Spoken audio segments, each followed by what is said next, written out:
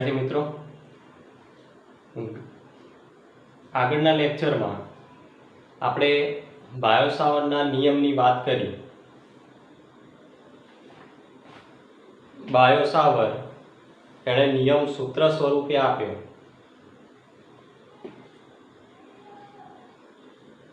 સૂત્ર હતું પ્રવાધારિત ખંડના લીધે ઉદ્ભવતું ચુંબકીય ક્ષેત્ર dB સદિશ બરાબર μ0/4 pi IDL cross r caret upon r square. આવું કંઈક સૂત્ર આપ્યું. હવે આ જ સૂત્રનો ઉપયોગ કરીને આગળ થિયરી જોઈશું. ગઈકાલે બે નિયમની વાત કરી. પહેલો નિયમ હતો બાયોસાવરનો નિયમ અને એમ્પિયર સર્કિટલનો નિયમ. એમાં આપણે બાયોસાવરના નિયમની વાત કરીએ છીએ. તો આગળ થિયરી જોઈશું. બીજું એક કહી દઉં કે બાયોસાવરનો નિયમ એ કુલમ્બના નિયમ અને બીજો નિયમ હતો 11માં ગુરુત્વાકર્ષણનો સાર્વત્રિક નિયમ. આ બંને નિયમ જેવો વ્યસ્ત વર્ગનો નિયમ છે આ બાયોસાવરનો નિયમ, કારણ કે છેદમાં r સ્ક્વેર આવે છે. એટલે આ કુલમ્બ અને ગુરુત્વાકર્ષણના સાર્વત્રિક નિયમની જેમ વ્યસ્ત વર્ગનો નિયમ કહી શકાય આ બાયોસાવરનો નિયમ. તો ચલો હવે થિયરી તરફ આગળ જઈએ. આગળની થિયરી પેજ નંબર 145 પર આપણે પહેલા ચુંબકીય ક્ષેત્રની વાત કરીએ છીએ, મૂલ્યની વાત કરીએ છીએ, પછી બળની વાત કરીશું. એટલે પેજ નંબર 145 પર આગળની થિયરી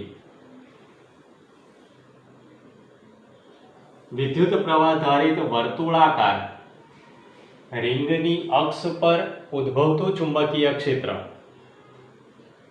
પ્રવાહધારિત વર્તુળાકાર રિંગ લઈશું અને એ રિંગની અક્ષ પર અથવા તો કેન્દ્રથી અમુક અંતરે ચુંબકીય ક્ષેત્રનું સૂત્ર મેળવીશું. બીજું એમાં આગળ બે બાબત જોઈશું.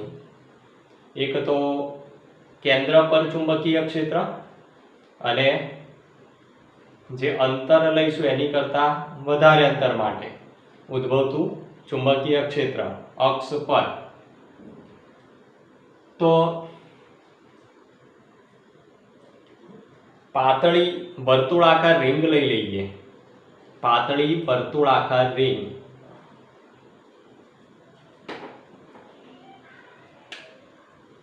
આ વર્તુળાકાર રિંગ એની ત્રિજ્યા કહી દઈએ r જેટલી, કેપિટલ R. તો આ એની ત્રિજ્યા r જેટલી ત્રિજ્યા. આ કેન્દ્ર કહી દઈએ. ધારો કે આ રિંગમાંથી I જેટલો પ્રવાહ પસાર થાય છે. આ રિંગમાંથી પસાર થતો પ્રવાહ I જેટલો.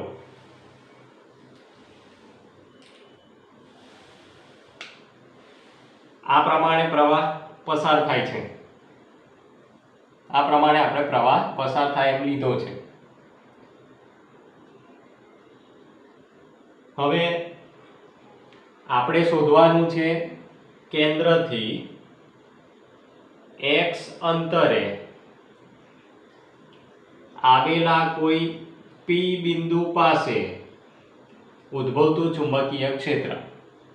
રિંગના કેન્દ્રથી x અંતરે આવેલા P બિંદુ પાસે ઉદ્ભવતું ચુંબકીય ક્ષેત્ર શોધવાનું છે. તો ગઈકાલે વાત કરી એમ પ્રવાહધારિત ખંડ લેવો પડશે. કોઈ ખંડ માટે ચુંબકીય ક્ષેત્ર શોધી નાખીશું એ ખંડની સાપેક્ષે, અને પછી સમગ્ર રિંગ માટે આગળ શોધીશું. તો પ્રવાહધારિત ખંડ લઈ લઈએ. બે પ્રવાહધારિત ખંડ લઈશું. વ્યાસાંતે આવેલા બે પ્રવાહધારિત ખંડ સામસામે. તો આ એક પ્રવાહધારિત ખંડ I જેટલો પ્રવાહ, dl લંબાઈનો એટલે idl સદિશ. એ જ પ્રમાણે આ બાજુ આ બીજો સૂક્ષ્મ પ્રવાહધારિત ખંડ idl સદિશ. તો આ પ્રવાહધારિત ખંડના લીધે ધારો કે r સદિશ સ્થાન સદિશ ધરાવતા બિંદુએ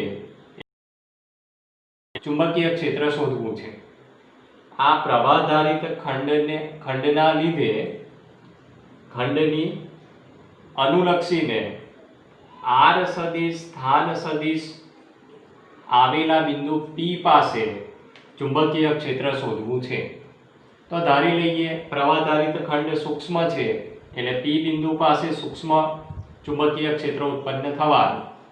તો dB સદિશ કહી દઈએ છીએ. P બિંદુ પાસે ઉદ્ભવતું ચુંબકીય ક્ષેત્ર કહી દઈએ છીએ dB સદિશ.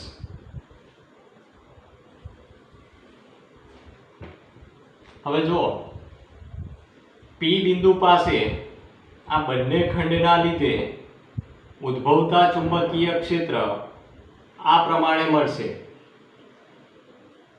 બંને ખંડના લીધે P બિંદુ પાસે આ ઉદ્ભવતું ચુંબકીય ક્ષેત્રની દિશા d.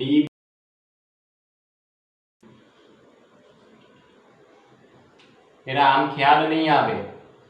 આ idl સદિશ અને આ r સદિશ આ બંને સદિશથી રચાતા સમતલને લંબ રૂપે મળે ચુંબકીય ક્ષેત્ર. idl અને આ r સદિશ થી રચાતા સમતલને લંબ રૂપે. એટલે આ આકૃતિ પરથી ખ્યાલ આવશે નહીં આ ચુંબકીય ક્ષેત્રની દિશા. એટલે આ બંને દિશા થઈ ગઈ. ચલો હવે આ ખૂણો phi જેટલો લઈ લઈએ. તો phi જેટલો. તો સામે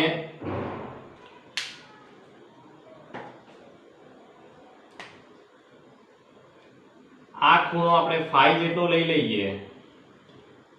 તમને દેખાતું નહીં હોય. આ ખૂણો phi જેટલો લઈએ તો આ z થઈ ગયો ને, બરાબર.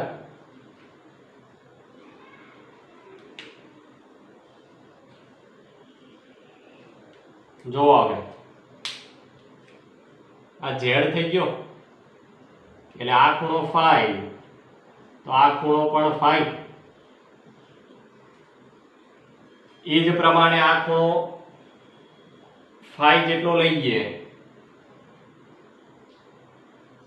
તો એ જ પ્રમાણે આ z એટલે આ ખૂણો phi થવાનો, બરાબર. હવે આપણે ભૂલ કરી ને. આ z ફરીથી જોજો. આ z આ ખૂણો phi જેટલો હોય તો આ ખૂણો phi જેટલો થશે, બરાબર. આ નહીં થાય. આ phi જેટલો તો આ phi જેટલો. ચલો આ phi જેટલો ખૂણો હોય તો બરાબર સામે આ phi જેટલો થવાનો. તો એ જ પ્રમાણે આ z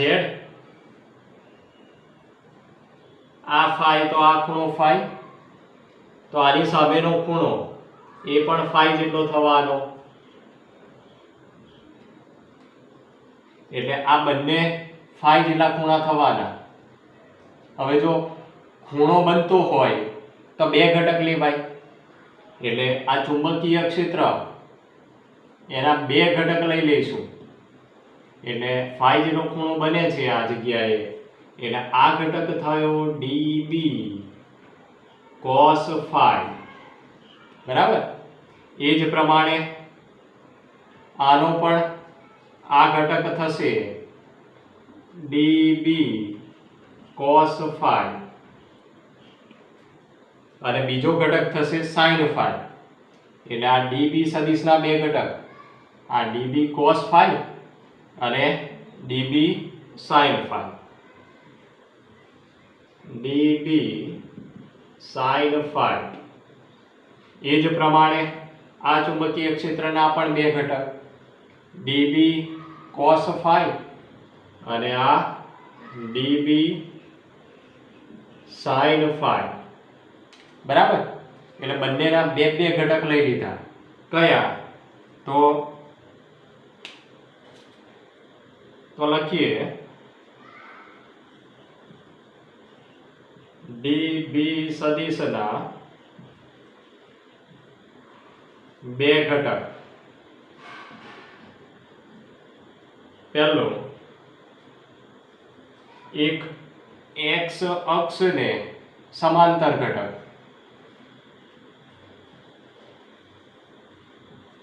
x અક્ષને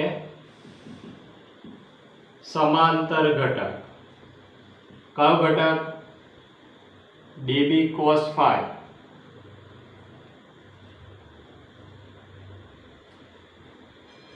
db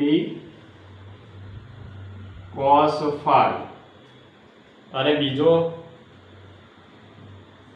x અક્ષને લંબ ઘટક, એક સમાંતર અને બીજો x અક્ષને લંબ ઘટક, db sin phi. db sin phi. તો આ બે ઘટકો લઈ લીધા. હવે આપણે પહેલા શોધીશું આ સૂક્ષ્મ પ્રવાહધારિત ખંડના લીધે P બિંદુ પાસે ઉદ્ભવતું ચુંબકીય ક્ષેત્ર. તો બે બે ઘટક લીધા, તો એમાં આ ઘટક જુઓ, db sin phi ઉર્ધ્વ દિશામાં છે અને P બિંદુ પાસે db sin phi અધો દિશામાં પણ છે. તો આ ઉર્ધ્વ દિશા અને અધો દિશા બંને દિશામાં sin phi ઘટક એકબીજાની અસર નાબૂદ કરશે. એકબીજાની અસર નાબૂદ કરશે એટલે sin phi ઘટકના લીધે P બિંદુ પાસે ચુંબકીય ક્ષેત્ર નહીં મળે. તો કોના લીધે મળશે? તો હવે cos ઘટક બાકી રહ્યો, એટલે આ P બિંદુ પાસે આ cos phi ઘટકના લીધે ચુંબકીય ક્ષેત્ર મળવાનું. તો આગળ આપણે લખીએ P બિંદુ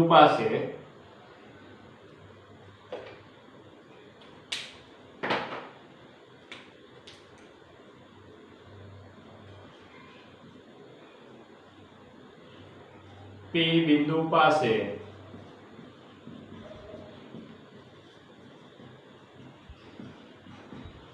ઉદ્ભવતું ચુંબકીય ક્ષેત્ર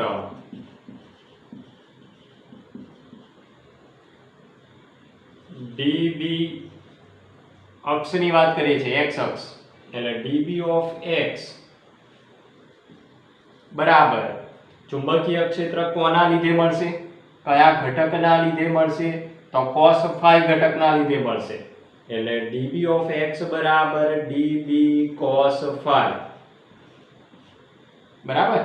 ચુંબકીય ક્ષેત્ર db cos phi ઘટકના લીધે મળશે. આને કહી દઈએ સમીકરણ 1.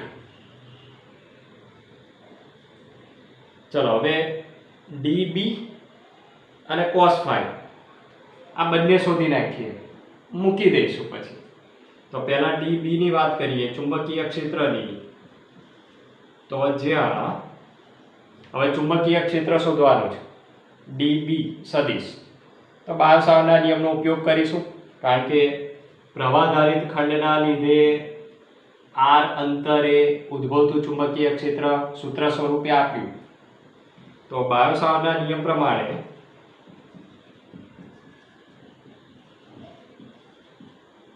બાયોસાવર્ટના નિયમ મુજબ ચલો db બરાબર સૂત્ર μ0/4π મૂલ્ય સ્વરૂપે લખીએ છીએ IDL sin θ/r². તો આ db મૂકી દઈશું.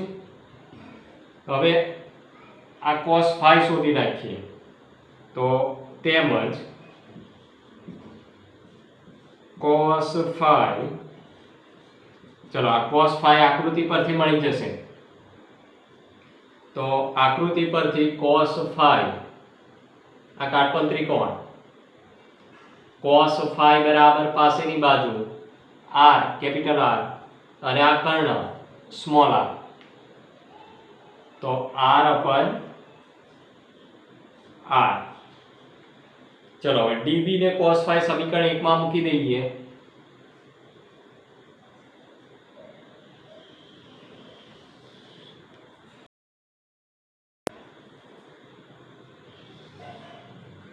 તો સમીકરણ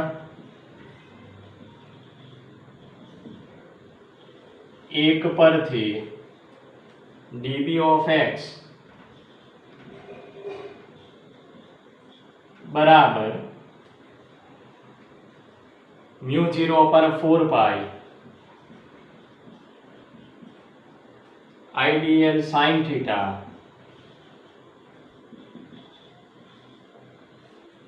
upon r square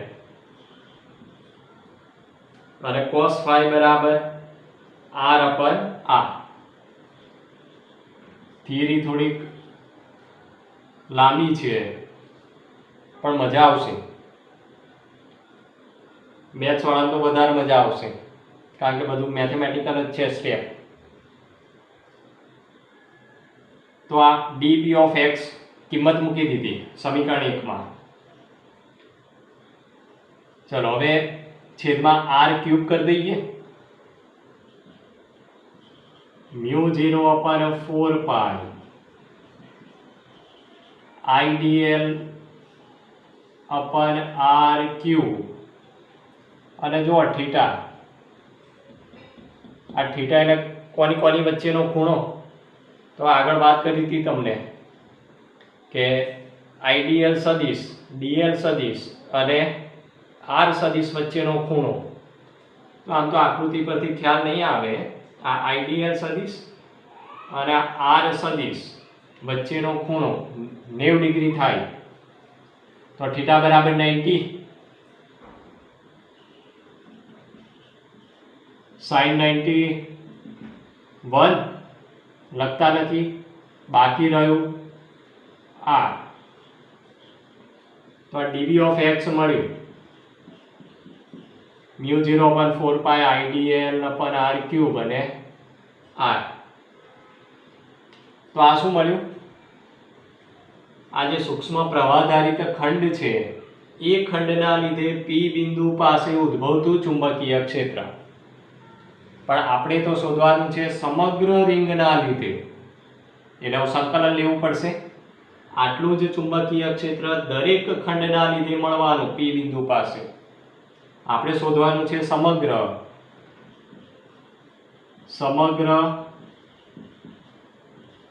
પ્રવાહધારિત રિંગના લીધે ઉદ્ભવતું ચુંબકીય ક્ષેત્ર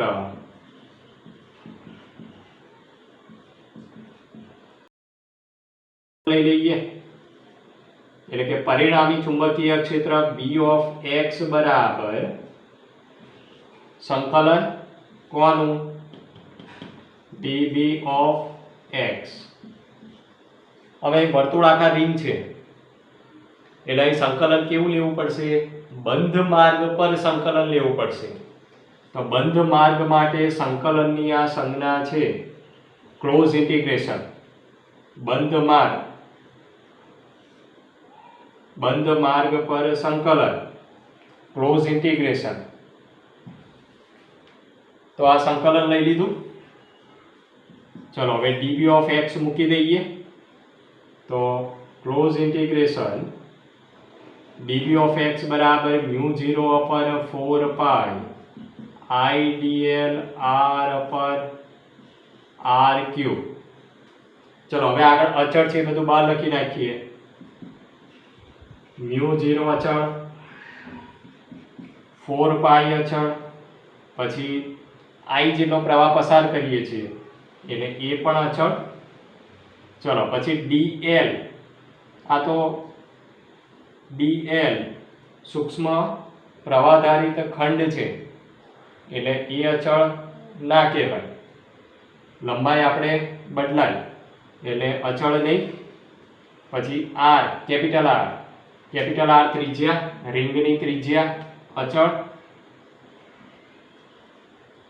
ચલો પછી સ્મોલ r, આપણે r અંતર ધાર્યું પ્રવાહધારિત ખંડથી સ્મોલ r સ્થાન સદિશ ધરાવતા બિંદુ પાસે શોધવાનું છે એટલે આ અંતર પણ અચળ ના કહેવાય. પણ અત્યારે બહાર લઈ લઈએ છીએ આપણે. પછી આગળ વાત કરીએ તો બાકી રહ્યું ક્લોઝ ઇન્ટિગ્રેશન dl, બાકીનું બધું અચળ. μ0 upon 4 pi I r upon r cube. Close ઇન્ટિગ્રેશનની લંબાઈ પરિઘ જેટલી 2 pi r, ત્રિજ્યા કેપિટલ R જેટલી છે એટલે 2 pi capital R. 2 pi cancel, બાકી રહ્યું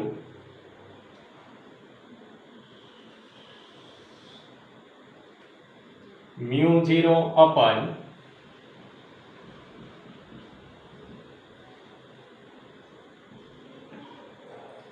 μ0 I r square upon 2 r cube. આટલું મળ્યું. હવે જુઓ μ0 અચળ, I અચળ અને આ સ્મોલ r કેપિટલ R અચળ, તો રહ્યું આ સ્મોલ r. આકૃતિ પરથી શોધી રાખીએ પાયથાગોરસનો ઉપયોગ કરીને. તો આ કાટકોણ ત્રિકોણ,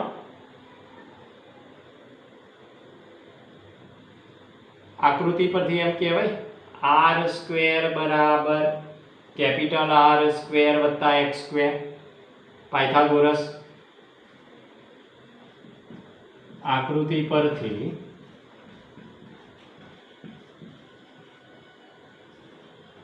r સ્ક્વેર બરાબર capital R square plus x square. Square જમણી બાજુ લઈ જઈએ એટલે કે વર્ગમૂળ, માટે r બરાબર r square plus x square raise to 1/2. ચલો આપણે શું શોધવાનું છે? r. પણ આપણે r ક્યુબ જ શોધી નાખીએ અથવા તો r મળી ગયું ને, r મળી ગયું એ મૂકી દઈએ. તો આ સમીકરણ કહી દઈએ 2. સમીકરણ 2 માં મૂકી દઈએ તો b of x બરાબર μ0 I r સ્ક્વેર upon 2 અને r બરાબર r square plus x square raise to 3 છે અને આ 1/2 છે એટલે કે 3/2. આ સમીકરણ 2 માં કિંમત મૂકી દીધી.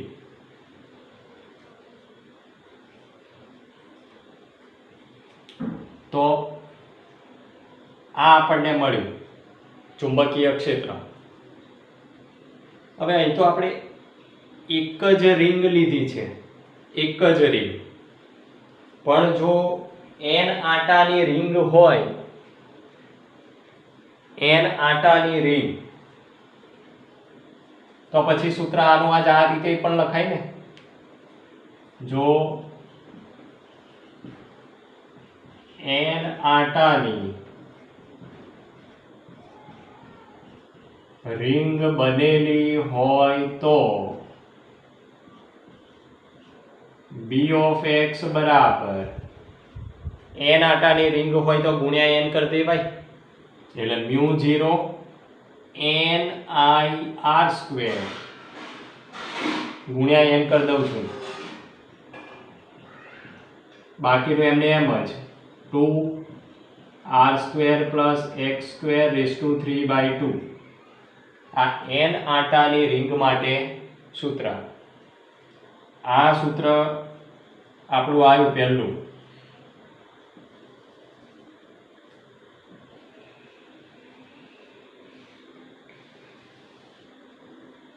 આપણું એક સૂત્ર n આટાની રિંગ માટે ઉદ્ભવતું ચુંબકીય ક્ષેત્ર.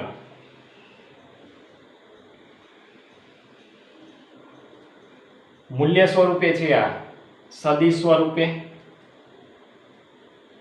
સદિશ સ્વરૂપે. આમ તો આપણે આજ યાદ રાખવાનું મૂલ્ય સ્વરૂપે, પણ લખીએ સદિશ સ્વરૂપે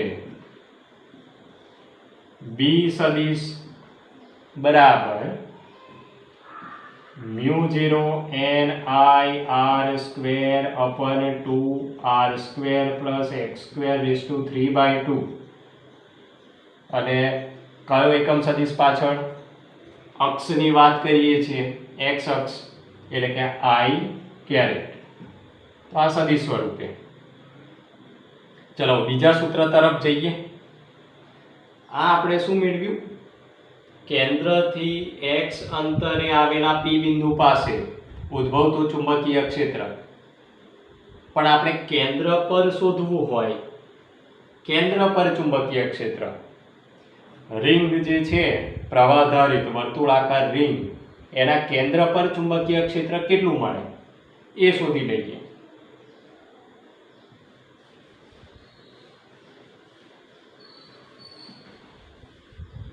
તો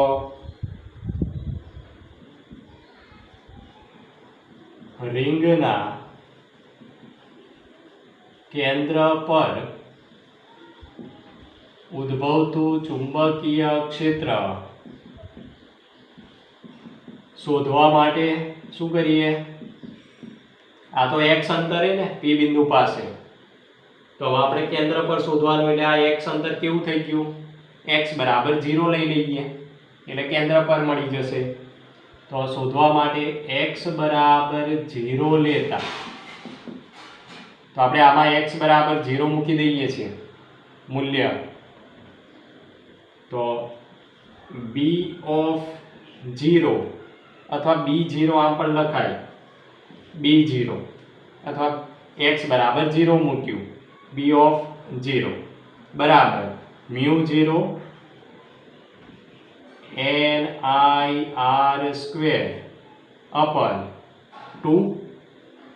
કૌંસમાં r² પ્લસ x બરાબર 0 તો બાકી રહ્યું ⁵ ⁵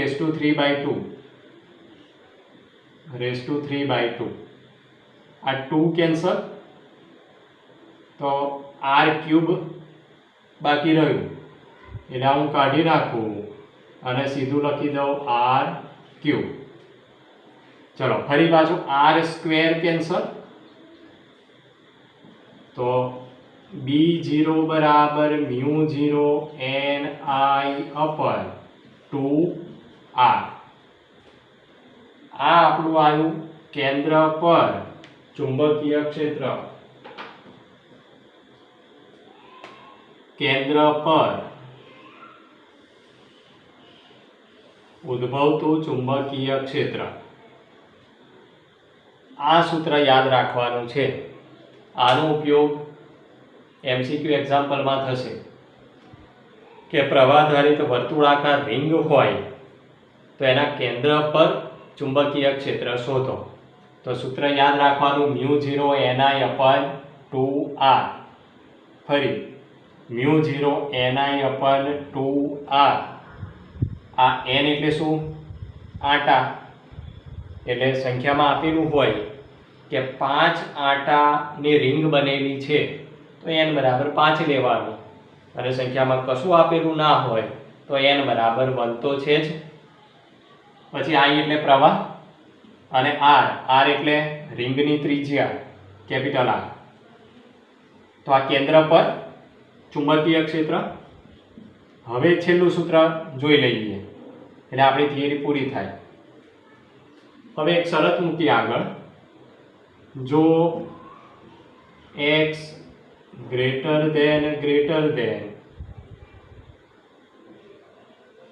r હોય તો આ જે અંતર છે x ગ્રેટર ધેન r જો આવું હોય તો આ સૂત્ર પ્રમાણે x² ની સાપેક્ષ r² ને અવગણી શકાય, કારણ કે આ x અંતર મોટું ને એટલે x² ની સાપેક્ષ r² અવગણતા તો હોય તો x² ની સાપેક્ષ r² અવગણતા, ચલો આમાં જ મૂકી દઈએ તો b of x બરાબર μ0 ni r² upon 2 x² ની સાપેક્ષ r² અવગણતા r² કાઢી નાખીએ તો બાકી રહ્યું x² રેઝ ટુ 3/2 2 કેન્સલ એટલે લખી દઉં સીધું x³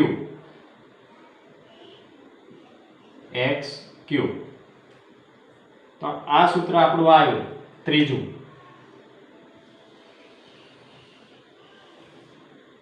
તો આ 3 સૂત્ર છે આ થિયરીમાં. કયા 3? એક તો રિંગના કેન્દ્રથી x અંતરે આવેલા p બિંદુ પાસે ઉદ્ભવતું ચુંબકીય ક્ષેત્ર, બીજું રિંગના કેન્દ્ર પર ઉદ્ભવતું ચુંબકીય ક્ષેત્ર, અને ત્રીજું શરત લઈ લીધી x greater than r હોય તો, આ ત્રીજું. એટલે આમાં આનો ઉપયોગ વધારે કરીશું એટલે આ સૂત્ર યાદ રાખવાનું μ0 ni/2r. તો આ આપણે વાત કરી પ્રવાહધારિત વર્તુળાકાર રિંગની અક્ષ પર ઉદ્ભવતું ચુંબકીય ક્ષેત્ર. પછી આ સદિશ સ્વરૂપે લખો એટલે લખાય સદિશ સ્વરૂપે b સદિશ બરાબર પાછળ એકમ સદિશ મૂકી દેવાનો i કેરેટ. તો આ બાયો સાવર્ટના નિયમનો ઉપયોગ કરીને આ એક થિયરી જોઈ.